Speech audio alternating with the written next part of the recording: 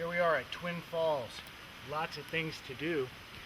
There's swimming, hiking, waterfalls, rainforests, jungle. It's all here. And what I brought along with me is a fairly light backpack. I have a shirt and I have a jacket and I have water and mosquito repellent. I've got long pants and I got my swimming trunks on underneath, so if I want to go swimming I can just pull the pants and I'm in the water. And these are things that you want to be able to dress up and down all day because, again, rainy, sunny, wet and cold. And so just having these clothes with me is a big help. You don't want to bring fancy clothes or anything white because these trails are all muddy, which is what it's like in the rainforest. Let's take a look really close at some of the fungi that live right at the base of these trees.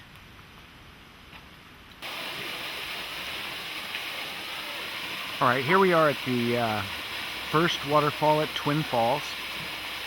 This is a great place to swim when the water is running like this. Now I've been down here where you couldn't even be where we're standing right now. This is a raging river. But in the summer months, this is what it looks like. Now I've walked about a mile from the Twin Falls parking lot, and you actually leave the farm and come onto state land. And here we have one of the 5 waterfalls that are at Twin Falls. In front of us we have a banyan tree, and you'll see these all throughout the forest. They come from India and they have amazing and unique root systems. Now it's been raining and sunny, and as the day goes through we're going to experience the 4 seasons. Now once you get up past the farm, you start coming across these irrigation ditches, and they were made pre-turn of the century to divert water from the waterfalls all along the highway to feed the sugar industry and the sugar cane.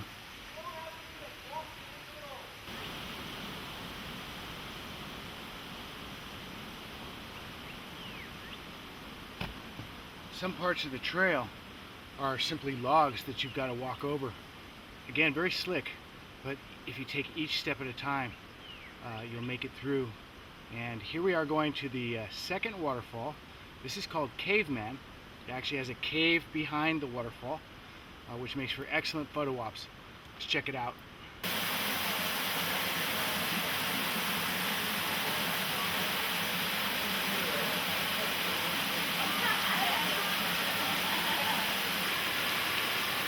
Now the reason they call it Caveman is because behind the fall is a cave,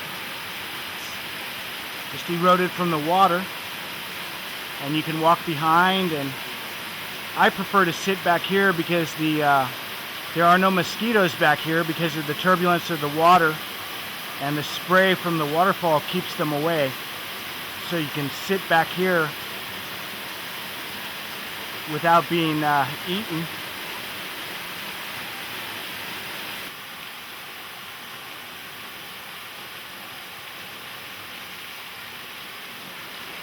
Swinging through a waterfall is a pretty cool gig, and here at Caveman there's a rope swing, and this is a great place for swimming and, as I mentioned, photo ops.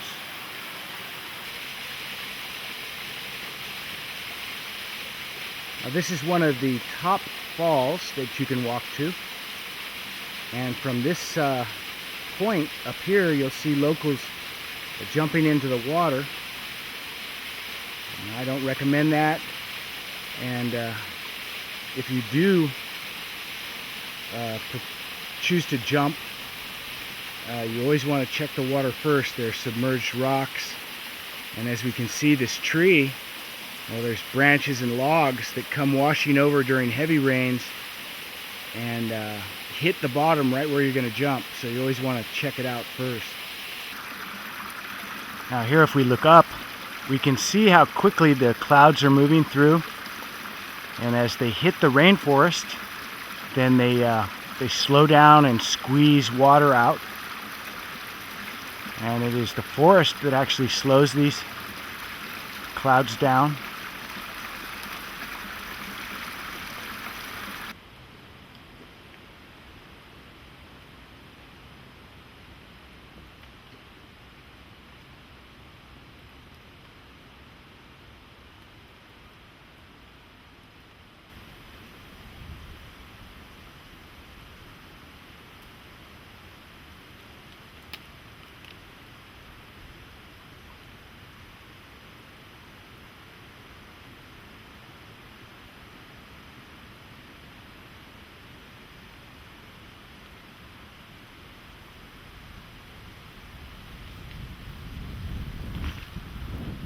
Here we have a beautiful trade wind breeze coming through.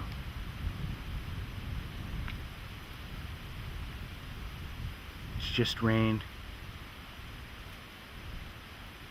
The plants and trees are very happy. And if you were to just sit down,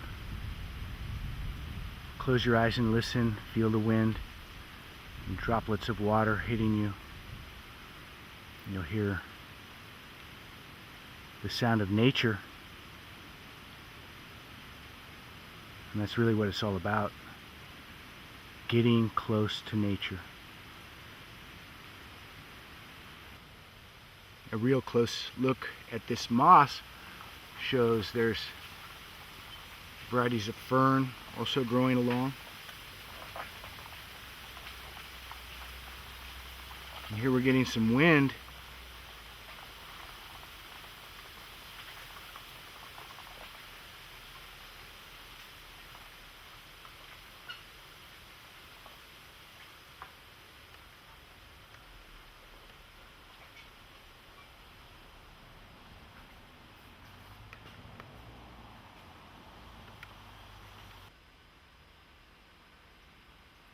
One of the interesting things about this variety of bamboo is that it's edible.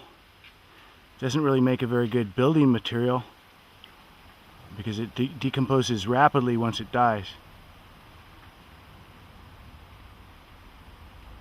This variety, and there's well over 1,000 varieties of bamboo, grows to about 40-50 feet. At the base of this paper bark eucalyptus, we have varieties of mosses, and we can see how the paper bark itself gets its name. The bark resembles that of paper.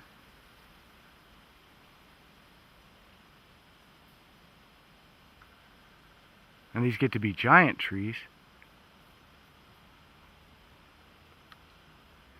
especially with all the rain that we get in this area, and it grows in amongst the bamboo.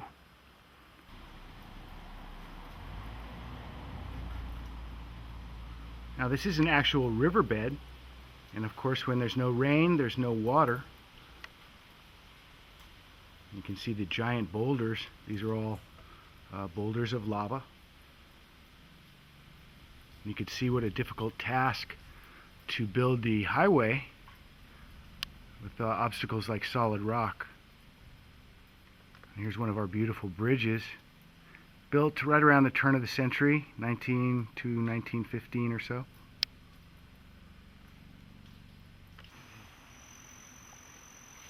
Alright, here we are in a bamboo forest, right off the side of the road. And a lot of the forests have trails, just like this, fairly easy access. And you can walk into these forests, and they're just beautiful. I mean, if we just stop for a second, we can hear some cars off in the distance, but there's a creek coming through, and if we look closely to the creek, we'll find that there's freshwater prawns, mosquito-eating fish, several other varieties of fish all throughout. I'm hearing the sound of crickets, and there's about 400 varieties of cricket. But the one thing you've got to be prepared for in these forests are mosquitoes. And so if you bring mosquito repellent and or long sleeves, long pants, it can get very uncomfortable in these forests. But it's well worth checking out because they're a magic place.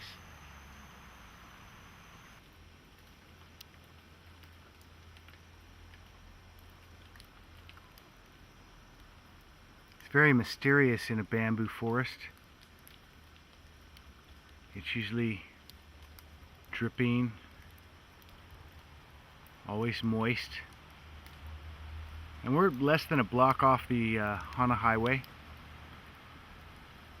And this is state land.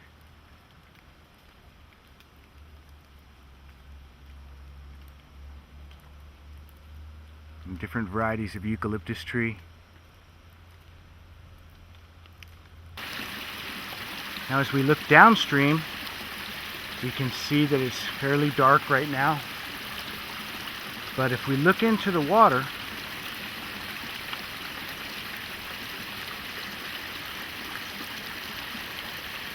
right down here, we can see the clouds floating through with blue sky.